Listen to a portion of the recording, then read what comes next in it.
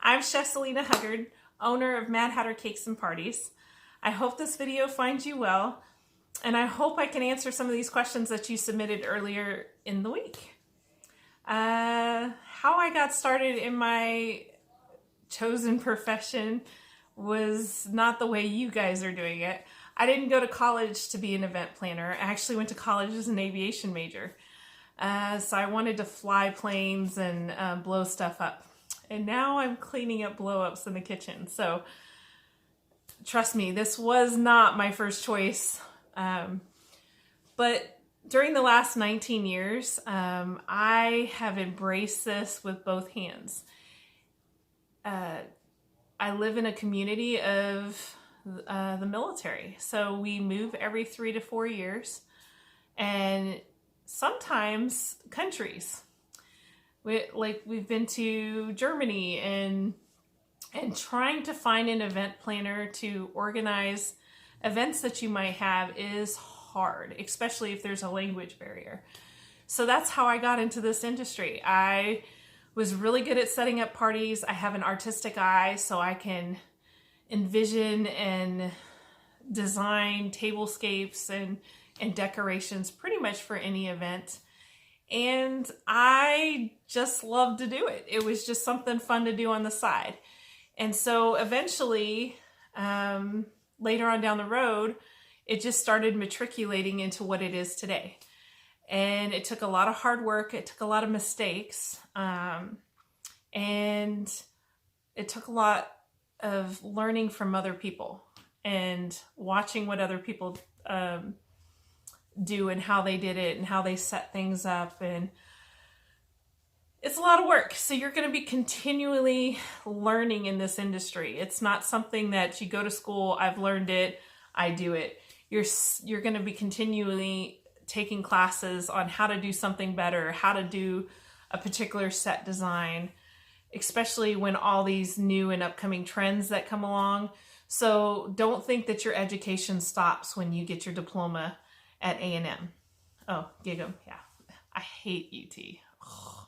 We're in Kansas and we hate UT. But anyway, so you're going to be continually learning as you go along. And you're going to fail. Just pick yourself back up, dust yourself off, apologize, and carry on. So let's get to your questions. How did you decide what area to venture into? Well, I kind of just went over that, but I specialized. As soon as I went to culinary school, that was a game changer.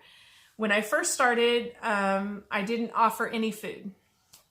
I was actually just subcontracting out to different places and bringing that catering in and setting it up. After going to culinary school, I started catering. And I started doing the cakes. And I was doing cakes before, but like I said, it was only for my friends. And then I didn't realize how good I was until the dean of the admission at the culinary school goes, "Why do you want to come here after looking at my portfolio?" And I was like, I want to learn the chemistry behind everything. I want to learn the business. Like, I'm not making any money with this stuff. I want to learn that. And that particular culinary school program that I went to had the business side in it. It had cost control and purchasing. It had HR. It had, it did have a couple classes on event planning. So it was like, when I say it was a game changer, it was a game changer. It literally, I went from making no profit to tripling. Like I was making, it's kind of hard to explain. I literally, instead of making $40 on a cake, I was making $1,200 on a cake. So that, when I say it was a game changer, it was a game changer. Considering I did not go to college for event planning. So you guys have already got a leg up. So I'm glad you're getting these classes. They're going to help you greatly. You're not going to make the same mistakes that I did. But I decided to specialize in pastry, even though I have a culinary and pastry degree, because I absolutely love pastry and I love doing cakes. If you think about every life's great celebration, everyone is always gathering around a cake. I mean, you're thinking of weddings, you know, when the bride and groom cut the cake, everybody's seeing that cake. Birthdays, everybody's singing around that cake. Now with these gender reveals, everybody's cutting into the cake to see what life is bringing them. So to be part of all of those different celebrations, it just makes my heart swell. That's my favorite part of this whole job, is to actually do the cake. Now the party planning's fun to see everybody's face when they walk in a room and like, oh, but if you ask me which side I love more, let me tell you, being a pastry chef is awesome. Like, and getting to create that cake, it's amazing. So if you have an opportunity, if that's something that you want to offer for your business, not only cutting out the middleman, which is when you're subcontracting out, you're having to charge your client, say if they want a hamburger, you're charging your client $12. Well, 10 of those dollars is going to the restaurant and you're keeping 2, for instance. So you're not making very much money on the food. Now, if you can do it yourself, now you're making all the profit. So you just increased what you're bringing in for your business. So I hope that kind of answered that question. I know it's a lot, but next question. What are the first steps when you get an event plan? The first steps that I do is I meet with a client. So face-to-face contact is huge. Right now with this virus, it is killing me. So I do consults for every single client that I'm doing either a small job or a huge job for. Sometimes I'll meet with a client once, sometimes I'll meet with a client twice, sometimes I'll meet with a client 5 times. It just depends on how big the event is. But the first step is always a face-to-face. And usually I like to do it in a coffee shop. We'll sit down and I'll ask them to tell me what is your dream? What are you envisioning? And then just with their talking, I'll pull up my Pinterest and I'll start creating a board for them. So I'll find things that they like, yay or nay, and we will put together a Pinterest board so I can remember what their vision is. Because I deal with 20 to 30 clients a week. I don't want to mess up on that one because I get the others confused. So having a Pinterest board with their name across it and their vision helps us both see where we're going with their event. It helps with cakes. It helps with the party. It helps with everything to have a visual aid of what exactly they're looking for. So that would be my first step. Meet with a client and see what they're looking for and create a visual aid for yourself, whether that be, drawing it out, whether it be creating the Pinterest board. It's huge, because if you meet with as many clients as I do, eventually you'll forget something. So having that set in stone. What apps do I use? I told you, Pinterest is huge. Currently, my daughter is a business major at K-State, so she is creating a website for me. I will have an actual website, but for the last, at least till 2009, I have been using Facebook as my website. They have a messenger app on there. It just makes my life so much easier. You can set up appointments in that app. Clients message you directly. For me, what I use, it's just the simplest way. So the way Facebook and their messenger and being able to get contacted on my phone, huge. My daughter is also setting up Twitter and Instagram for me. I haven't quite used it. I've seen other chefs in my industry use it. She's gonna, I'm not old, but that's new technology to me. So if you know how to use it, social media is huge right now. When I do a new cake, I put it on Facebook. My daughter Instagrams it on her site. It gets the word out that you know what you're doing, and then people are like, oh, did you see this picture? So word of mouth is huge. I don't think I've ever paid for any radio station, any advertisement on a billboard, a newspaper, or anything. I've used strictly Facebook, and I'm turning down 10 to 11 cakes a week, 10 to 11 jobs, because I'm booked. So use social media. It's free, you know. Let's see. To use Pinterest, I think I already told you how to use Pinterest to make your vision boards for your clients, and then save it under their name, and then link that account, and they'll be able to add stuff that they find that they might like, and you'll be able to add stuff and show them, hey, what do you think about this? It is an awesome visual aid tool. Pinterest rocks. Let's see. How do you find new ideas? Pinterest. And then sometimes remember I told you you're constantly going to be taking classes to deal with the new trends that are coming out here. And so I take classes, and that's how I come up with ideas. I see somebody, how they decorated this, and then I'm like, oh, well, we could spin it and do this and do that and add. So definitely use Pinterest. Pinterest rocks. HGTV, different YouTube channels that I subscribe to have some of my colleagues on there that they're doing their thing in other big cities. They come out with new things or new trends for there. And I'm like, oh, well, we could take that and do it. So networking and using those, like YouTube, Pinterest, and all those other things are going to help you stay on top of the trends. Let's see, my planning process, I kind of talked a little bit about that. When I'm doing a party for somebody, the first initial meeting is our first consult. Typically, they have to put down 25 to 50%. If it's a wedding, it's 50%.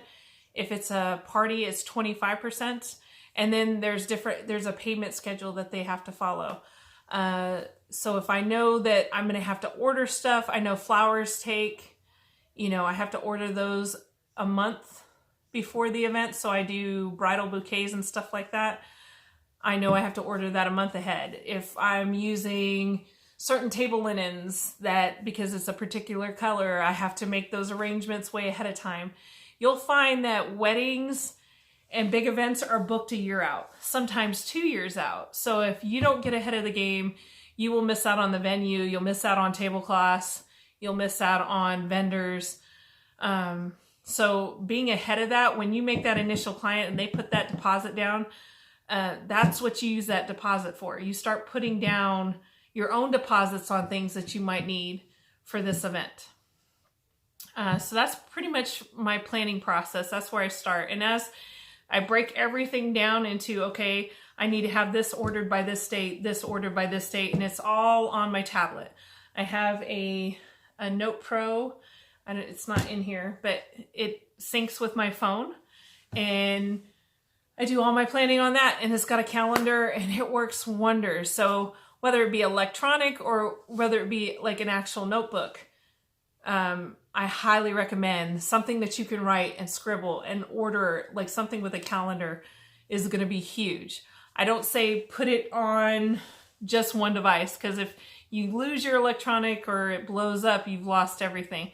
That's what I love about the tablet. If I have a Samsung phone and a Samsung tablet, they talk to each other. So even if my tablet blew up, it's transferred everything to my phone. So I still have the information. So we double up on everything. We're like NASA, right? So just make sure you back up or have backup, have the paper, and then have it on electronic, and that'll keep you organized. Let's see, how do you manage planning and photography? So my mom was a photographer, and so growing up, I would watch her take, portraits of teams, wedding pictures. She took the DA photos, which is the photo that a soldier has to, he's got to be in full uniform, and right before they get promoted, they have to get a photo done, and she would take those photos. So I would just pay attention to what she was doing. So when I got to my business, photographers are not cheap, and good ones are expensive. And photographers are wonderful for weddings because there's no way you can be the wedding planner and also take pictures. You need to hire an actual photographer. But as for photography for my business, say I want to do a centerpiece, like I just did a wedding. It was kind of a shabby chic vintage vibe. and the centerpieces had a mason jar with the bouquet of flowers in them.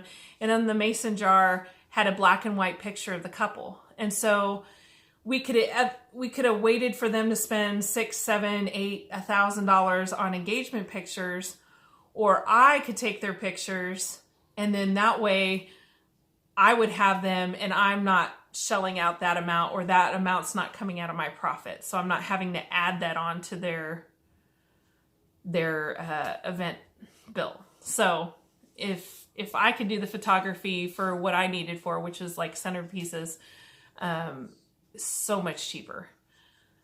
So as far as photography, take a class. The more that you can offer your client, the more that will go into your pocketbook. So if you're decorating and you need I did one wedding where it was like an antique, vintage, and it was a blending of two families. They had already been married, but they were blending two families together. I did a whole backdrop of different pictures of them and the kids together to show that their families were blending into one. And we did a whole backdrop behind the food table, and it was gorgeous. And it was exactly what the client had envisioned when she was discussing what she wanted to see from that wedding. So I was able to take those pictures. It took about 3 hours of my time. I ran it through a simple photo. I don't have Photoshop. What's that? It's just a simple photography program that comes on computers. But I ran it through that, and then I changed it to a sepia tone, and it was exactly what I need. And it cost me, $13 to print out pictures. And if I had hired a photographer, that would have came out of my profit, because I would have had to group that in there. And then I'm paying $600 for somebody to take, 12 shots of a family that I could have done myself. So long story short, the more stuff that you can do, being a jack of all trades, the more money you're going to put in your pocket. So photography is huge, and it's simple and it's easy. And with the technology out there and the point and click cameras that are on the market, it's kind of hard not to be a great photographer. Let's see. Day of tips. I don't know what day of tips is. Suggestions for those wanting to start their own business. So, my suggestion to you is start small. Don't go big. Don't take on a 500-person wedding, your first one out of the park. Unless it's family, and then family tends to be a little bit more forgiving. But start small. Start with a birthday party. Start with a baby shower. Start with a gender reveal. Start with a social or club event of your friends and peers. Start small and build that confidence you need to take on the bigger events. Because if you screw up a big event because you took too much before you were ready, oh man, it's the scariest thing ever. I came close one time where everything just seemed to go wrong, and in the end, it all panned out anyway. But it was probably my scariest event, and I think I took a little more than I could chew. So to avoid the stress, and that was a very stressful day, start small. Start small. Get your feet wet first. Do it for friends, because friends are going to be honest and friends are going to be forgiving. Family is going to be honest and family is going to be forgiving. And then they can tell you, hey, I really liked how you did this, but you need to work on this part because I felt like you dropped the ball on here, or this could have been a little bit better planned, or we were all waiting outside for an hour and you said it was supposed to start at 5 and you didn't open the doors till 6. So they're going to be more forgiving than somebody you don't know. So start small, get your feet wet, and then, and as you get more comfortable and as you get more confident, then take on the bigger stuff. Let's see. What are some of your initial challenges when you first started your business on your own, and how did you handle those? So when I first started, like I said, we're military. So that means every 3 years and one time 18 months, we move. And that also means that I have to restart my clientele and restart my business every single time we move. It is so hard. Imagine changing the location of your building every 3 years to a whole other state, sometimes to a whole other country. It is really difficult to maintain your sanity when that happens, because you have to pack up all your stuff. And you just don't know what it's going to be like at the new place until you get there. But the first thing I do every single time that I get to a new place is I do a demographic workup. I look at the median income that's in the area. I look at what's the lowest amount, people earn and the highest amount people earn, and how many of those different, brackets are in which location. And then I give away a lot of free stuff. I get involved in the community.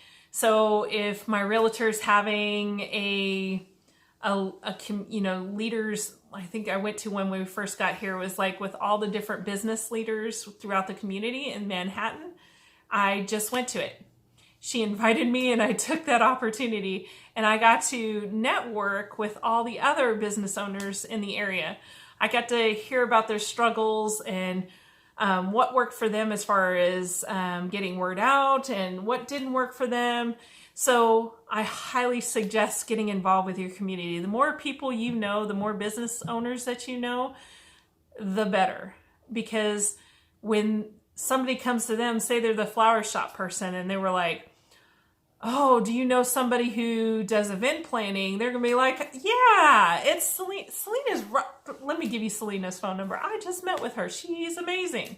So networking is huge, especially as an event planner, because especially if you're going to move to a big area, there might be more than one of you guys. So make those connections, take the time to get to know the people, and it will pay off huge. So when we first got here, that's exactly what I did. I started meeting the members in my community. I talked to the people at the post office. I talked to the people at restaurants. I talked to people in Starbucks, and I got involved with organizations on the military base. I belonged to a Bible study group, and I started bringing free product. Like, we would bring food in the morning, and I would just bring in some, cupcakes for them to taste what I do, taste, the rainbow, so to say. So I have a bunch of different strategies to get my name out. But when I first started, I struggled with this huge. In the first 9 months after we moved, I was not making any business. I was just trying to keep my head above water. But yeah, so this now, 19 years in, I've got this plan. Okay, we've moved, get unpacked, get plugged in, meet the people in the area, get your name out, and hand out free stuff.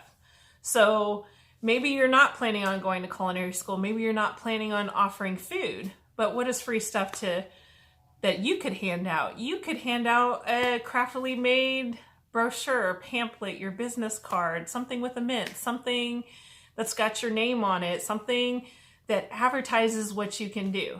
Get out and give out that free stuff. That's going to get your name out, especially if you don't want to, pay $600 for a, bulletin board or, on the road or something like that. So do those pamphlets, do those business cards, get your name out.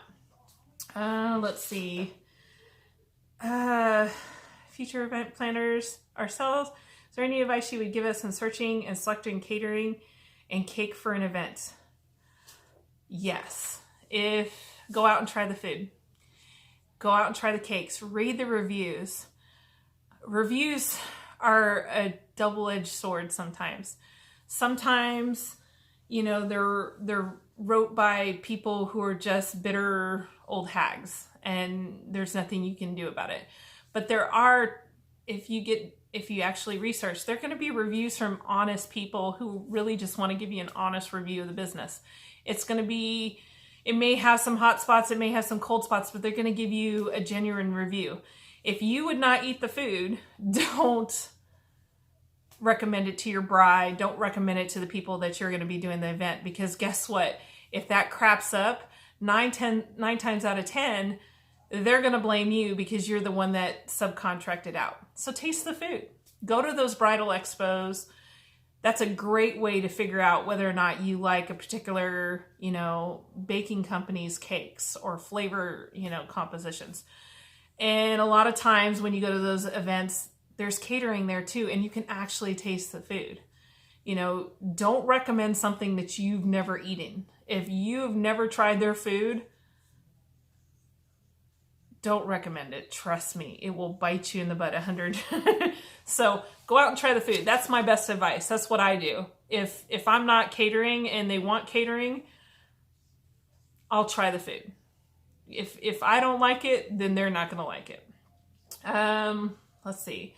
What are the top value or points that you implement in your business life daily that has made a huge difference? Being organized.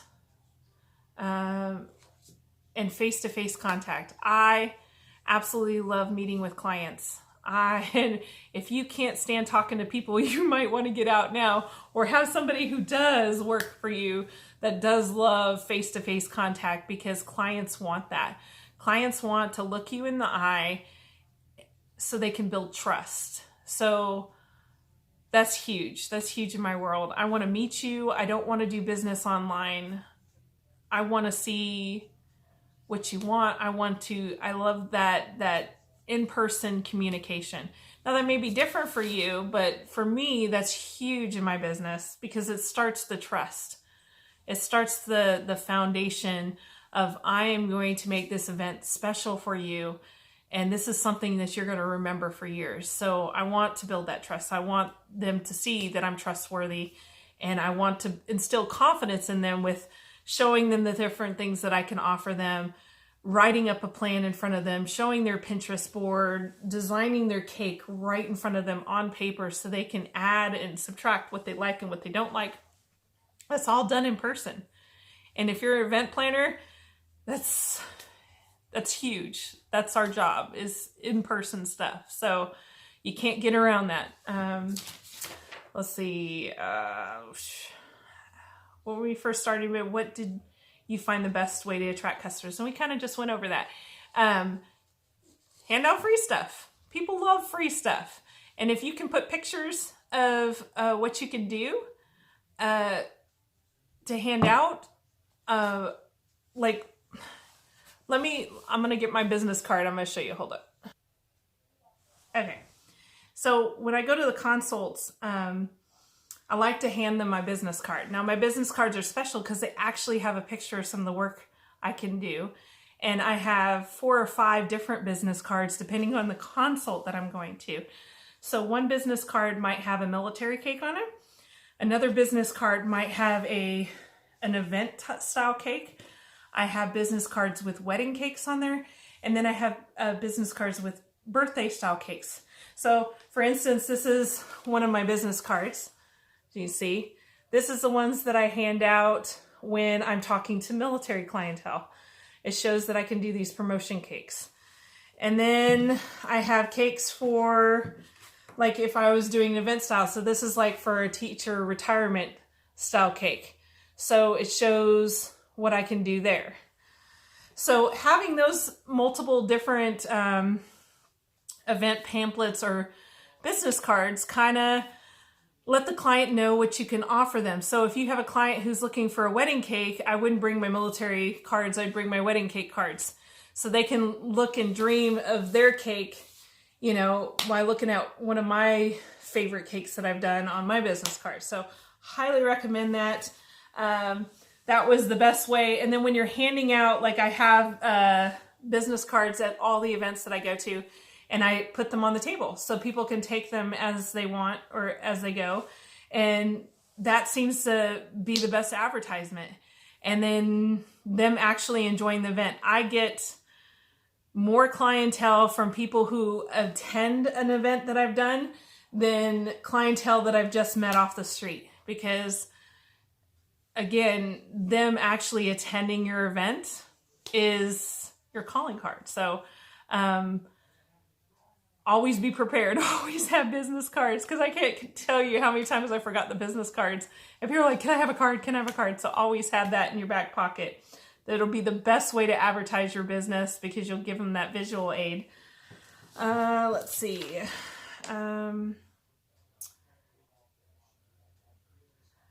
How long did it take you to feel like your brand was a success and that it would work out? Well, again, I'm kind of in an odd situation. Most times when you have a business, you're staying in one place. You're staying in one place for 10, 15, 20 years.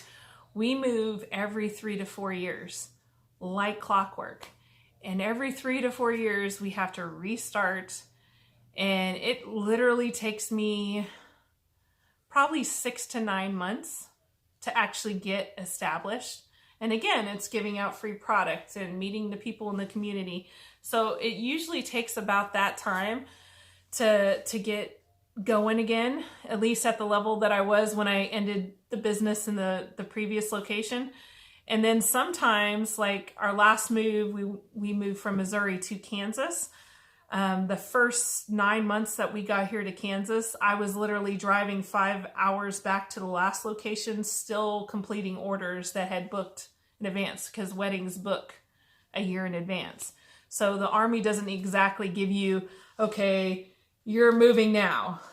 Sometimes it does that way, and sometimes it doesn't. So it's kind of like you get a 3-month notice. Well, if your bride orders a cake, 9 months out, a year out, it's really kind of hard to judge. And then you can't just tell the bride, I'm sorry, I can't do your cake anymore. So you have to be careful with that. But that's my experience. Now, you may not have that experience. You may be just in one location. You may not be like me. But it's definitely, I've learned how to deal with that challenge. Let's see. How do you balance keeping up with customer demand and maintaining balance with other life commitments? And I have 4 kids. That's the next question. Can it get difficult? It is difficult, but it's less difficult now than it was when they were little. I'm able to leave when I have 4 kids. And at one point I had 4 kids under the age of 8, and I was running this business. So a lot of times is finding childcare, and their stuff gets scheduled in first. So right now I have a kid in the military. He's 23 and he's in Korea. So his schedule really doesn't affect mine unless it's Christmas time and he's flying in to see us. But I do have a senior in college, and she's a track athlete for K-State. So at the beginning of the year, as soon as her schedule comes out, I put her schedule into my tablet, and I block off those days. So if I can make it to a track meet, she comes first. I have a son and a daughter who's a senior. My son's a senior in high school this year, and I have a freshman in high school. And my youngest used to be an archer, so I would just plan in her stuff. And then my son's a big old band nerd, but we love him. And so when he would have, like, we were at every football game, and that's usually on a Friday night. If it was a home game, we were there because halftime was showtime for him. That was his sport. So I have to make a priority for them. I love my business, but if I screw up raising my kids, I can't fix that. There's not enough super glue, hot glue, duct tape that's going to put that back together. So my family always comes first. And that's something that you got to look into when you start this business. You can't screw up your kids. So their stuff came first. And then I would just tell my clients, instead of saying, oh, my kid has an event. Oh, my kid has an event. I would just say, I'm already booked that day. And that was an easy way, with not having to give many details about my life to the clients. I would just say, I'm already booked. I'm sorry. Or I've got an event in Arkansas, or I got an event depending on where Ariel was competing. That's what I would say. So your kids come first. It makes it really easy when you just make that your first decision. Balancing everything else right now. I am the programs chairperson for that same Bible study group. So I plan all the programs and the events which kind of is tailored to me because I'm a party or an event planner. So I cater all the food. I do all the decorations. So instead of costing the group hundreds of thousands of dollars, I'm able to work around a very small budget because my skill set is that. And I'm able to teach other ladies in our program how to do these things. So I'm passing the tradition on. I'm not just hoarding all my knowledge. So they're getting knowledge firsthand by helping me set up and plan these events. So I multitask very well, and I'm able to handle a large responsibility. I just work everything on a schedule. Everything, if it's not on the schedule, it's not happening. So do I have a lot of free time? Not really. My Monday really starts Thursday because most people have parties on the weekends. And I work all the way through Sunday, and I do all my consults with clients on Monday. And then Tuesday is kind of like my Bible study meeting with that group, and that's probably my one day of rest. And then I do rest on Sunday occasionally when I don't have an event planned. But pretty much every day of the week, I am planning, I am setting up, I am baking. I live by that calendar. So get a good calendar that you absolutely love, and that is going to be your game changer. That's going to be your lifesaver because you'll stay organized, and that's huge in this industry. Let's see. What is one mistake event planners make when working with your business? Taking on too much. If you know that, the money is going to sound great, right? Because it's a big job. Oh yeah, 500 person wedding. But if you've never done a 500 person wedding, if you've never done a 100 person wedding, just say nay. Nay, nay. Don't take on more than you can handle, because you got to remember, this event is that person's world. In their perception, this is something they've planned for years. In fact, weddings is something that they've dreamed since they were a little girl. If you can't handle it and you don't have the team to back you up, just say no. You will save yourself a lot of grief. You'll save the people that are trying to hire you grief. Let them find somebody that can take on that mass amount. That's my best advice to you. There are some times where I should have said nay, and I said, yay, I love the money. But yeah, no, trust me. You'll be sane. You won't be turning into the B word, as my husband likes to say. You will save your sanity. Don't take on more than you can chew until you're ready, till you have that team to back you up and you can hit it full on. Let's see. Has it been hard to move around while owning a business? Yeah, we kind of just went over that. It is hard, but we're on our, 8th move? So I've got this down now. The first couple moves, like I told you, was rough. But after the 8th move, I've got a system. I know how this works. My husband is my biggest supporter, and I remember one duty station, I was having a little bit of trouble getting started. I believe it was the last time we lived in Kansas and we moved to Missouri. My husband pretty much walked into his boss's office, and we knew a big ball was coming, and he just simply asked him, who's doing, I don't know, Walmart? Or, and he goes, let me show you my wife's work. And so he showed him my cakes, and I got hired. Now 800 people ate my cake. So that was the best way to get established, is having 800 people eat your cake. So yeah, but like I said, we've been doing this a while. It is hard to adjust every time we move, but we found ways around it. Let's see. Some of the topics of discussion, photography, weddings, how to plan, how to determine pricing. My pricing right now depends on, with cakes, serving size, how many hours it takes me to create, and flavors and fillings. So I pretty much know all the prices that it costs through the ingredients for the cake. So I adjust. I don't put a pricing sheet on my site, and I do that for a couple reasons. One main reason is sometimes people get sticker shock, or they read a price and they assume, oh, that's the end, and sometimes that's just the beginning price. And so by having that initial consultation, I give free consults, we can meet and discuss and see what they actually need. Because if their budget is only $60, I'm not going to start showing them $300 cakes and getting them all excited only to find out that they can never afford it. It's the same thing like wedding dresses. You don't show a bride a $10,000 dress and have her try it on when her budget's only $2,000. So a lot of that starts at that initial consultation. So pricing is done, and you'll have to figure out the pricing.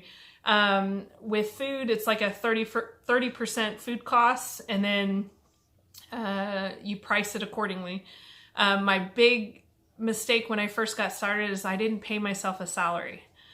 And I learned that in culinary school. They were like, okay, the first person you pay that you have to calculate into payroll when you're doing payroll is yourself. How much money do you make an hour? And so when I broke down the costs of what I was selling my product for, I was making way less than minimum wage. I was making something like $3.95 an hour. It was ridiculous. So now, depending on the cake job, I'm making $15 to $20 an hour. And that's what you should. So you go ahead and pay yourself a salary, because you're not doing this for free. Oh, my husband just walked in the door, scared the girl. Startup process, it really just depends on how big you want your company to be. My startup process was small in the beginning, and then I started acquiring stuff. So owning your own tablecloths, owning your own table decorations, runners, chair covers is going to be huge for you, because again, if you own it, you are not renting it from somebody else, and that's profit that you can make. You're still charging $5-6 for each tablecloth to your clients, but now that $5-6 is pure profit versus having to rent them out from another vendor. So I own a lot of my stuff. So I have a pretty big storage room. It is the whole square footage of the house in the basement. And so I own my own snow cone machine. I own my own popcorn machine. I own my own blow up house. I own probably 4 or 5 different types of tablecloths in different colors. I own my own backdrops, my lighting, everything. And it's not something I bought overnight. I just have been acquiring it over 19 years. So when we move, we probably have something like over 100 Rubbermaid tubs of different party equipment or party supplies. So your startup is probably going to be small when you first start, and you're going to have to subcontract out to all these other different places that actually have the stuff that you need. But if you can buy it, buy it. And the best place to buy these like tablecloths is look on the marketplace, because I picked up 25, I think it was like midnight blue tablecloths, and they're 120 inch. They used them one time for a wedding. They bought them from some other site, and then they sold them to me for $3 a tablecloth instead of me paying $5 or $6 for a tablecloth. So I bought all of them, and some of them were still in the packaging. They didn't even use all of them. They were still brand new. So you can find some really good deals on those marketplaces. So use that if you can. Culinary school, I think the last question, was it worth the investment? Yes. and no. I mean, I had a GI Bill to pay for my culinary school, so investment, I commuted 40 minutes every day to school. So I lost a lot of time with my family. And because I'd already been to college, I crammed a 4-year degree into 15 months because I had all my gen eds done. So it was just basically picking another major.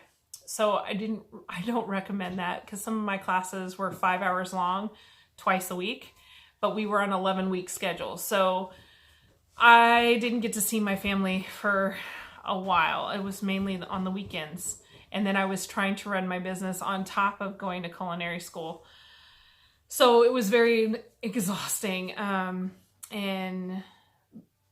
But what it's enabled me to do If something goes wrong with my cake, I know the chemistry behind every single ingredient that I use.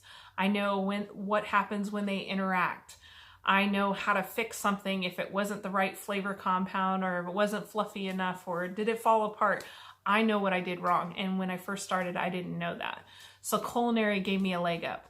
Then also I got to work with some amazing chefs. I got to work with Carter Holton from the Food Network, and got to see the process. And while he was in one of the Cake War challenges, I got to see his thought process on how he designed the cake and stuff like that, and all the hidden stuff that the Food Network doesn't share with you, that it's kind of all staged and they all know what they're going to make. It's not a surprise in any shape, form, or fashion.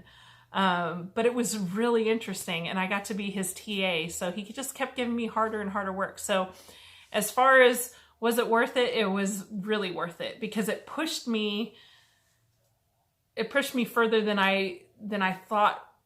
How do you say it? It pushed me further than I could have ever imagined. I didn't realize that my talent actually extended that far. I just kind of, because nobody ever orders this stuff that he was challenging me with. So I embraced it with both hands. I soaked it up. I got as much as I could out of that whole program. If I was going to be there, that many hours a day, so definitely worth it. If you have the opportunity, it's definitely worth it.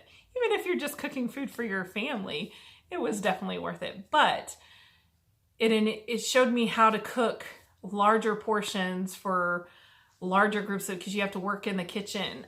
They have a restaurant that was there, and you have to work there, and you have to cater for large groups of people. So it showed me the process of everything that happens behind the scenes, and how to do it, and how to do it efficiently. So it's more than just a cooking school. It's if you're going to a right one, it's going to teach you the business side too. Well, I kind of hope I went over all these questions. I'm kind of excited for you guys, because I remember what it's like right before, you're starting on this journey to open up a business. It's going to be scary. You're going to cry sometimes. There's going to be people that are going to put stupid reviews on you, and you're just going to have to get through it. But if you're as passionate as I hope you are, it's an amazing job. It's something that only few people can do. And you're going to get to celebrate with all these people and all these people's families, all these great celebrations. It's just, I don't know, it's just rewarding. I don't know, I'm getting goosebumps just talking about it. I absolutely love it. So if you're as passionate as I hope you are, you're going to have a full future of happiness doing this job.